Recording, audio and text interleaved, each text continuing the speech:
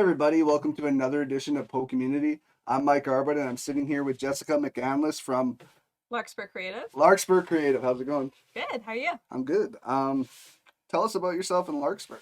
Yeah, so Larkspur is a company that I created with one of my best friends in September. We found ourselves in a weird position, I think, as many people did in 2020, where I just quit my job. I had a baby and she was 9 months at the time, and I could not find childcare. And it was just not compatible from working, 40, 45 hours, 50 hours sometimes a week. So I quit my job, and she had kind of plans to move out to Vancouver. She's in Nanaimo with her husband. And those plans had kind of fallen through for similar reasons. And so she's like, I don't really know what I'm doing. And I said, well, I love my baby. I want to be a stay-at-home mom, but I also really like working and I Yeah, really like that balance. And so we had kind of just talked about like, well, why don't we start a company? I think we had talked about it for years. We worked together beforehand. That's how we met, was through work. We always joked about it, but it never seemed like the right time, right? Like you say, like, oh, well, I got a gig now, like it pays the bills. Like, I don't know if I want to start something and like go out there and like put myself out there and put out all that work, or like, you just doubt yourself. yeah, And 2020 was one of those years that went, the world's never going to be stable. It's never going to be the right time. But like, we're both in a position where, we have free time and we can do it. And we're not, financially insecure right now. Like, at least not enough where it would, like, it would be too much if yeah, we, yeah. didn't succeed. So, like, Yeah, yeah, let's do it. it's I think it's gutsy because I feel like this year is one of those things that like take the chances because I feel like almost everybody's gonna go into debt some way. So it's like take those chances, do what you want to do with that money, do what you Yeah. want to do with your time. I think it's made this crazy time in the world has put people into perspective what really matters to them. Yeah. And so I think it's weird. I think it's done two things. It's either created a bunch of new entrepreneurs or it scared people so far away from ever even thinking of it. It's Yeah. not really many floaters right now. It's like either go hard with it or Yeah. just hell no. So tell me about like what the company does. Sure. So we are, I guess, like at the core, like a digital marketing agency. So we do, websites and SEO and all that kind of like normal stuff. Yeah, We also do like quite a good bit of like graphic design and branding and helping people set up their companies. cool. I think the biggest thing that we really wanted to do was more on like the business optimization side, pairing with the digital marketing. Yeah, I worked at an agency for a couple of years before starting the company, and what I was really finding was that there's sometimes a disconnect between what's going on digitally and what's going on with the rest of the company. Lots of companies think as long as I have a website, we're good, or as long as I'm doing, XYZ type of marketing, or we're posting on social, then, you know, they're doing it to check a box without thinking about how that impacts the rest of their company. So, a good example of that is we had a company who wanted to do paid advertising, and they're like, just turn on the faucet. We need all the leads, let's yeah, do this. So we did. And, one of the problems that they had was that they didn't tell the lovely ladies in the reception area who had to take those phone calls. And all of a sudden there's this huge influx of phone calls that yeah, they're not used to. And, people are calling saying, I saw your ad and, this is what it said. And they're going, I don't know what you're talking about, right? So yeah, like there's that disconnect. Or, we got them all these leads and they weren't closing them, and we're saying like, what's going on? And they're like, oh, we don't actually have this enough staff to support all the new business that's coming in. It's like, okay, but you're burning money at one end trying to bring all the stuff in, but you haven't built the foundation on the other end. yeah. And I think that was one of the big things that we wanted to look at in business. Yeah, that's very, very true. I think everybody almost just expects to throw money in certain areas and just have it work completely in every way they want it to work for them, right? Like Yeah. it's crazy. And yeah, having the staff is a huge thing. Like you it's really hard if you don't have the manpower. I hear about that all the time where booming new companies. Actually, somebody that we know that is a member here posting about like ordering some stuff from a local company that was like promising all these because great prices and great Yeah. deals, but then they don't have the stock, but Yeah. they sold it already. They sold all the stock and people are waiting on it and they don't even have a time when you're going to get it. And it's just like that looks worse than just taking your time and gradually building it up and telling people we don't have it in stock, Yeah. but we're working on it instead of being like, no, we have your money now. It's Yeah. thousands of dollars, and you might not get the stuff. Like we don't know when, and that kills your business. You're right now. You just spend all this money on marketing, and your business looks like a crappy Yeah, business. that's exactly it, right? Like you can't get that respect and that trust back a Yeah, lot of times, like if you blow that. yeah, And so, I mean, when we used to work together, we worked at a construction company. She managed the marketing team, I managed the operations team. And surprisingly, like a lot of our stuff overlapped, even though you wouldn't, think that it would. So I would change something in operations and realize, oh yeah, we have marketing material that like outlines what our operations are and like this is how we're going to do your house and like all this other stuff. She should probably update that. And otherwise, salespeople are making promises that aren't true to what's actually happening on the operations side, yeah. or vice versa. I should do these marketing campaigns, and I'm going, okay, well, if that's true, then like we have to make sure that we can adjust these things Yeah. to meet those campaign promises. I think a lot of companies make that problem of having so many departments. And Yeah, like literally like one department can't get anything done unless this department does this and this department does this and like literally it takes so much longer than when like if you're working with people that specialize in different yeah, areas all together. And like you said, you guys have brought graphic design into your marketing where a lot of marketing companies, if they're not doing the graphic design themselves, are either outsourcing to yeah, another graphic artist to work with them, and it's just like way more like what is the word, eggs in one basket. yeah. Like it's just when in reality like you really should, that's what we like here. We want to bring community in where it's you take people that specialize in different areas and you can collaborate for a short amount of time, Mm-hmm. get more done in that short amount of time, move on to what you have to do next instead of this basically, oh no, this department has no information from this department, and they're going to be basically cluster minded for a couple weeks until they figure it out between the two of them and who really should take Yeah. responsibility for what you're doing. Yeah, I'm also a big believer that whoever the shareholder is or whoever asking for it needs to have a lot of intention. And so like I put people through, and sometimes I've lost business over it, but like, fairly rigorous discovery process where I'm asking you, why are you doing what you're doing? What is the outcome? Who needs to know about this? Have you told those people? If we do this, then like what happens to like these parts of your business? And sometimes they have really good answers, and that's what I like, because Yeah, then I know that both the plan that we're putting in place is going to be solid, but that on the other end, when we're done with it, they're going to be happy because it's going to result in a result that they actually wanted. yeah, But I've definitely had people too where they're like, oh yeah, we didn't think about any of those pieces, or I don't know why I want a website, I just know that I should have one. And I'm like, that's not a great answer. Like, I'm happy to take your money and build you a website, but yeah, like we should probably have a conversation about what your actual goals are. yeah, yeah. Do you find that people expect overnight success too, though, with marketing? Like when they give you money and they're like, put it into Facebook ads or something, and then they're like, they look at their analytics and like for like 2 days, 3 days after doing it, it's like I've gotten no new customers. Like, do you find that you get that a lot?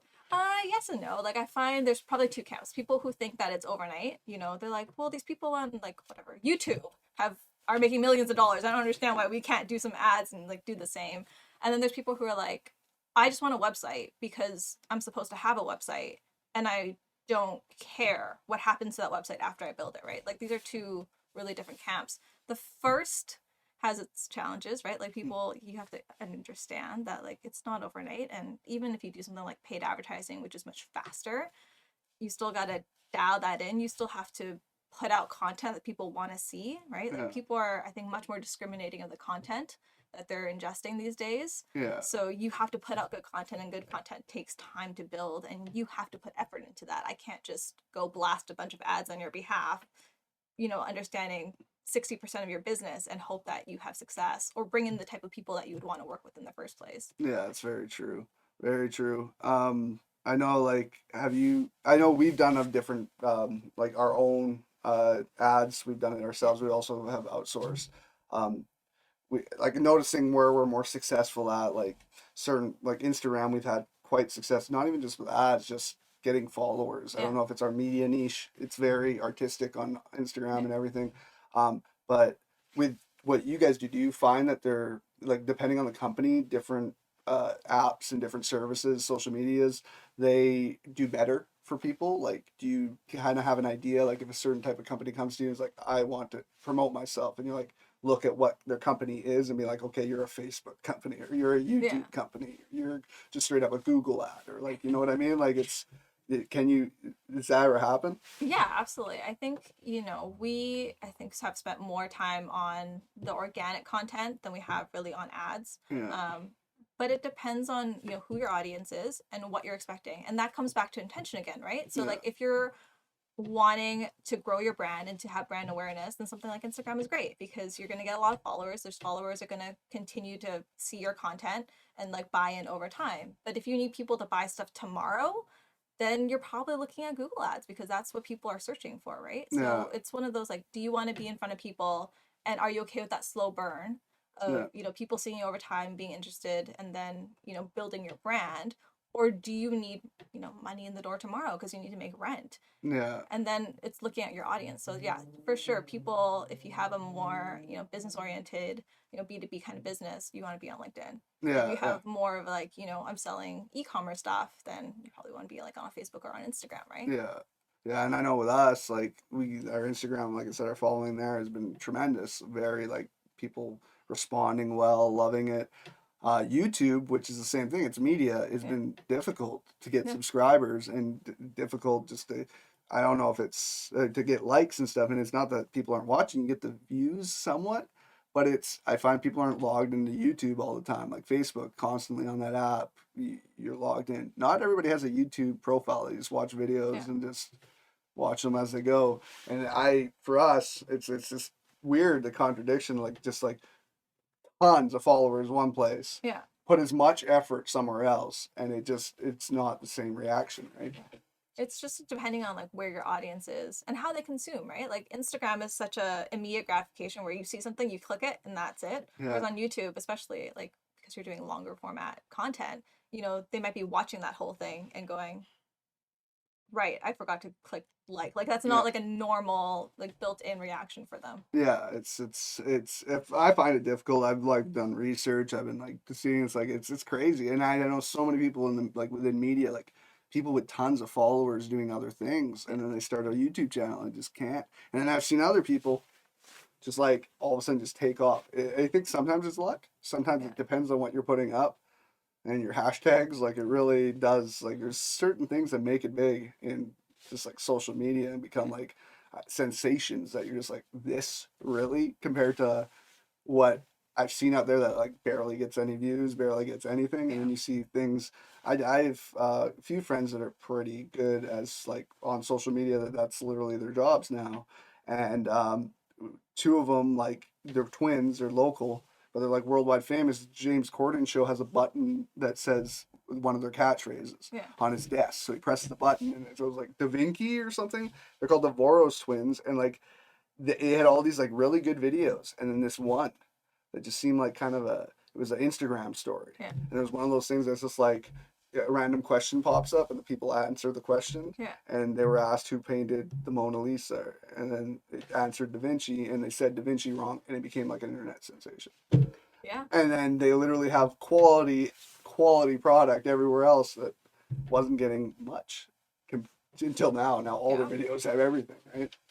Um, what made you want to get into it? Like, what made you want to get into helping people out with their marketing? Oh, well, I kind of fell into it. So I graduated university with a degree in psychology and criminology. Thought I would, you know, want to become a lawyer, and did some volunteer work for pro bono and hated it and Yeah. went, this is not for me, Yeah. and went on a different career path and found this construction company. And it was, you know, not a temp job, but like I didn't go into it thinking that it would be a lifelong job. Yeah. Um, and started doing operation stuff and really like that. I think the biggest thing I found that I really liked was getting to know the whole company, right? So not just my department, because I had to talk to everyone, I could kind of start seeing connections and, you know, sometimes forcing those connections, you know, like accounting to do something. I'd be like, oh, that would be really cool if like that information got translated over here. And like, because that information is here, then we can do like this. And like, as a company, you can grow and you can, you know, grow in such a way that's more scalable, right? Yeah. Like that's always my big thing too, is making sure that people are scalable and that, you know, my two things are you have to scale and you have to be able to take a holiday, right? Like Yeah. those are my big pet peeves for business owners. Like you have to build something that you can step away from for, you know, a week or 2 weeks and Yeah. not feel like you have to be attached to your phone all the time. Yeah. Yeah. It's that's huge. I find that not enough business owners do take that holiday. Like you said, they're Yeah. always working, even when they are taking vacations. They're sitting on their phones. I have a past boss that like wouldn't stop. Like literally be in Mexico and his wife is giving him crap for being on his phone working. Yeah. And it's like people don't realize that you have to relax and you have to rest that your brain, because if you're working on a like exhausted level as a business owner and you're just hard go go go and you don't stop, you're getting actually less out of yourself than if you were to take that breather, take that weekend, take those Yeah. vacations and come back refreshed, and you probably will get done so much more within a small amount of time compared to being stressed every day, tired every day, pissed off every day, whatever Yeah. it is. You're not going to get anything completed, and you're going to just be angry constantly, Yeah. right? I know that like I went from being an employee to a business owner in this past year, and with the COVID and everything, and Yeah. just like hitting me in the face just a ton of bricks. It's like you get almost envious of those people that can just turn it off when they get home, Yeah. right? But I know like we have our son, like I need to turn off the business. If Yeah. it's the weekend and we're at home with a kid, turn off that business, because I mean it's not, it's open, it's still here. If anything big happens, we'll respond. Yeah. But it's like you have to take that time. You have to. And I mean that's I feel with just in general people in the working generation, like our generation, our parent, more so our parents' generations. That's just like had to be structured this way, this way, this way. Family almost came last, but they made you think like this is how you support your family, by being away from them all Yeah. day and putting your kids in daycare and you don't get to see them, and somebody else is raising your kid and you're at work all day and you come home and then on the weekends you're burnt out and you don't Yeah. even want to see your kids, so you're not even raising your own kids. And not saying that our parents were bad, but it's just that's what the mentality of what they were supposed to do Absolutely. is, that you're supposed to have two working parents. It was not just the men anymore. You had two working parents, prices went up, everything went up, you had to have good paying jobs. Everybody wanted those like unionized, like structured jobs that they want by the end of their life, like their Yeah. life working. They wanted to blow their heads off because it was not what they wanted to do. But that's what almost their parents made them seem, is like it doesn't matter if you're happy. Yeah. You need to support your family and just get the best job you can get. And who cares if you just want to end it all? Like, who cares, right? And I think it really, this generation's kind of coming out of that. There's way Yeah. more opportunity to be like an entrepreneur and just like self promotion. Like, I mean, we have it Yeah. in our hands at all times. Self promotion. You can, if you know what you're doing, it's a lot easier for people to become celebrities now without being actors or musicians or Yeah. like the typical celebrity. Now you got these everyday people that just film themselves and they become huge. It's crazy. It's crazy, and I think it's great, but I also think it's sad. Yeah.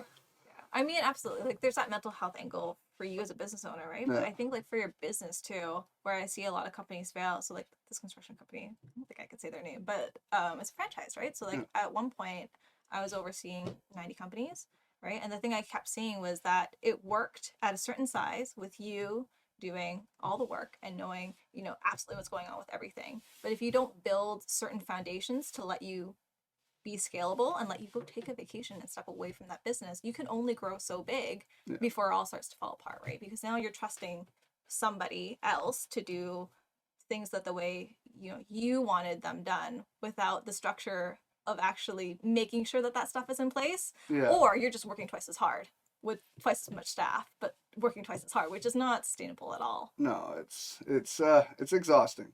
So how did you guys start? I mean, one of the reasons why we started was the timing was really interesting, right? So we had this opportunity where we saw a lot of small businesses suffering and, decided to jump into small business ownership anyway. But, at the shop that I used to work at, we employed a bunch of developers, right? So the websites that we were doing were all custom. So we're talking websites in the neighborhood of 20, 30, $50,000 that really for a small business doesn't make sense, especially if you're really just wanting, a bit of a web presence. Maybe you're doing some social or maybe you're doing some ads. But then I also see on the flip side, these companies that are doing DIY websites, stuff from like GoDaddy and like, you know, even some Squarespace stuff where they're doing it, they have a website, but they're not mobile optimized, not responsive, they're not getting good scores on Google.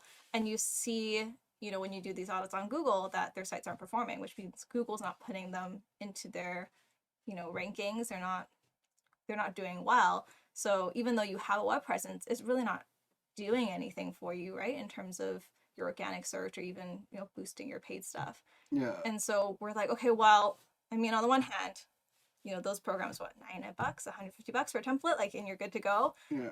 And you're clearly not going to jump up to $20,000 or $30,000 for a website. And so we wanted this kind of in between where, like, listen, we know how to do your website properly. We know what the things that Google is looking for and all the little, intricacies. We're somewhere in that middle, right? So like we can do a site for a couple grand, which is a lot for businesses. Like I Yeah. totally appreciate that. But like I want that opportunity for people to be able to do it properly. Yeah. For you to have that knowledge, and like I'm happy to share that knowledge, right? Like I don't need to do your whole site. If you want to do, a little bit of road mapping, like we can give you the pointers and like here are the things to look for and do Yeah. a smaller project that way and work with businesses that way. And, that's kind of why we got into it, is to provide that kind of middle ground for those, small to medium sized companies who kind of go, I know I need it. I don't know how to do it myself, Yeah. but like I can't afford those big shops. Yeah, websites are foundations of companies now. Yeah. Like that is your foundation. That is like literally what everybody's gonna go to. If like even if you have your Facebook page and everything, they're still gonna go like the hot link from your Facebook page goes to your website. So your website has to be like in my opinion, like the best like ad going for your Yeah. business. So when you still have people fighting that or just trying to do it basic, it's like you don't realize how much like that can change your business. So yeah, you don't want to spend $30,000 on a website. We actually like Erin built ours. Like she has no history of doing, but Yeah. she's that's just teaches herself stuff, and we like pretty damn nice website. But it is so challenging to even think if you that's not your background Yeah. where to Absolutely. start. So where can we find your business accounts? So, because we do websites, it would be remiss if we didn't have one. So you Yeah, can find us at Larkspur Creative .ca, yeah, and we're on Facebook and on LinkedIn. yeah. LinkedIn, cool. Yeah, we'll definitely get everybody to go check them out. I know that marketing is so key, and it's just yeah, it's one of the it's if you're a small business owner, even like if you're just I know people are artists like using Yeah. marketing like it is so crucial if you don't know what you're doing. It is like it's so if you want to take the next step and be taken seriously, marketing is so crucial. So like and like yeah, I'm happy you do what you do. Can you know I can tell you care about people, and that's where I think marketing is going a lot more. I think it was a lot to do with just money before, and Yeah. the people I've been talking to that are involved in that industry are just so into helping people flourish and grow instead of just dollar signs. And I think Absolutely. that's yeah, I don't know. It seems like money is like everybody's cause of living, but I think people are starting to realize like you can. It's not just that. Relationships and trust are worth way more than dollars Absolutely. over time. And if you yeah, I don't know. It's crazy time being a business owner, spending extra money, but I think marketing is definitely one of the things that you should always try to make money for. Yeah. And it doesn't always have to cost a lot either. No, it doesn't. Yeah, I've done it. I have my own podcast that's not based out of here that I tried just doing little like cheap. And it helps little cheap like ads for a couple days and on Instagram or Facebook, and it works. It's not like it's making me famous, but I know it can. I know like if people have enough money and really want to take that leap, spend the money. It's the truth. It's people. I've heard of people buying accounts too. Like there's sales on Yeah. accounts where you literally have 0 videos on YouTube and you already have like 100,000 followers. So I'm not saying people do that, but it's tempting. But yeah, this is Jessica McAndless, and she's been a great guest on PoCommunity today. So thanks for watching and check out our website. Have a good one.